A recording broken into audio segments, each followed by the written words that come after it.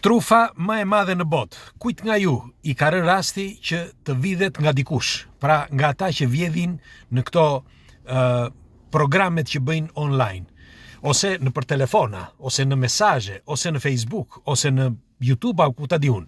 Ndiqeni këtë material deri në fund për të mirën tuaj, që të keni kujdes dhe të jeni të informuar, sepse informacioni është baza. Ashtu si që kemi thënë gjithmonë. Kush është rastisht e di bëj faqes, nuk ju kushton asgjë. Mirëmjes njërë të gjithëve, shpresoj të jeni mirë, përpara se të shkojmë në punë, shpejt e shpejt doja t'ju tregoja këtë, sepse kohët e fundit po përhapet gjithmonë më shumë një mënyrë për të vjedhur njerëzit. Është ajo me ato call center, ose me ato telefonatat, ose ndoshta edhe me linqe, që ti kur të dërgon një link, ti e klikon linkun dhe je futur në një faqe të tyre dhe ata me anë të një bagu të futen në telefonin tënd dhe mund të vjedhin çfarë të duan. Në vitin e kaluar u bë një program televiziv, nuk e di e keni para apo jo, në Jene, këtu në Itali, dhe tregonte për disa vende ku vidhet online. Por unë do t'i tregoj vetëm një, atë më të madhin në botë. Gjendet në Birmani. Atëre, Birmania, për ata që duan të jenë të informuar, para disa viteve, para viti 2021, gjoja u kapën disa celula ose disa grupe që bënin këto vjedhje. Kush me 900 celular, kush të tjerë me $100,000 etj. Gjoja, shteti i Birmanis, bëri sikur këta i gjeti. Por prisni pak, sepse vendi më i madh në botë që vjedh para, që u vjedh njerëzve para, vjedhin online, nuk e dim kuptuat apo jo, është pikërisht në Birmani. Dhe vetë shteti e di. E dini pse? Do t'ja u them. Sepse gjendet një tokë, një vend që është super i blinduar, me mira ushtar, dhe të gjuat mirë, mira ushtar, dhe brenda me mira njerëz. Tani ushtarët si i përdorin këta?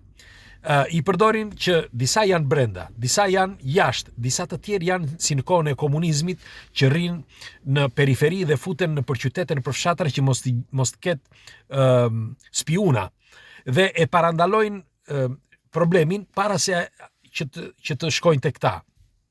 Për shembull, kur i kapën në një vend tjetër, një grup në Birmani, ata e dinin që paraprakisht dhe çfarë bën. Lan kinezët aty brenda, sepse shumë prej tyre janë punëtor kinez. Kapën 290 kinez brenda që janë hakera. Me një fjalë merren me kompjutera. Dhe kapën këta 290 kinez, i çuan në kin dhe u mbyll çështja. Pse? Sepse ishte bërë një problem i madh. Ka patur raste, për shembull, edhe në Australi, mos mendoni se edhe në Australi kanë kapur grupe të mëdhenj me vjedhje. Por ky i Birmanis është më i madhi dhe është i pashtershmi. Merreni me mend, vitin e kaluar në nëntor, shuma e vjedhjes që ata kishin bërë për një vit, shuma e vjedhjes ishte 1.3 miliard, po më fali, 1.3 miliard dollar, 1.3 miliard dollar në një vit. Nuk e dim kuptoni apo jo. Është merr. 1.3 miliard është shumë. Me një fjalë, këta mund të jenë mira veta brenda, por ata që i marrin parat nuk janë, e kemi kuptuar mirë tani, sepse është vetë shteti. Sepse në qoftë se shteti mendoni se nuk e di, e dini se sa denoncime vinë nga gjithë bota, por nuk depërtojnë dot denoncimet. Pse? Sepse është shteti që i mbron. Për shembull, vitin e kaluar, apo para 2 viteve, një zonjë që na ndjek ne në përfaqet tona, i kishin vjedhur faqen. I vodhën faqen e Facebookut, pa ajo i kishte dhënë edhe një numër, sepse numri që e kishte dhënë në mesazhe, pra në ato mesazhe që vinë në Messenger, i kishte dhënë një numër sepse i kishte thënë dikush që do t'i falte ca para, kush nuk të fal asgjë. Dhe sepse ishte smur.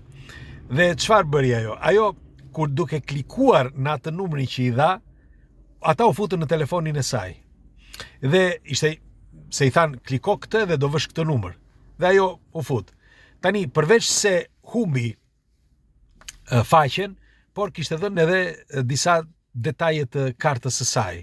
Shqyqyr që ajo nuk kishte para atje, ishin vetëm 100 ca euro, dhe ato eurot ja morën, por nuk kishte tek një kartë tjetër. Dhe na ka shkruar dhe thoshte që si mund t'ja bëj, shkruajti në faqe dhe unë e lash me çunat, por shkruajti donte dinte se si mund t'ja bënte që të kapte, të rimerte të dhënat.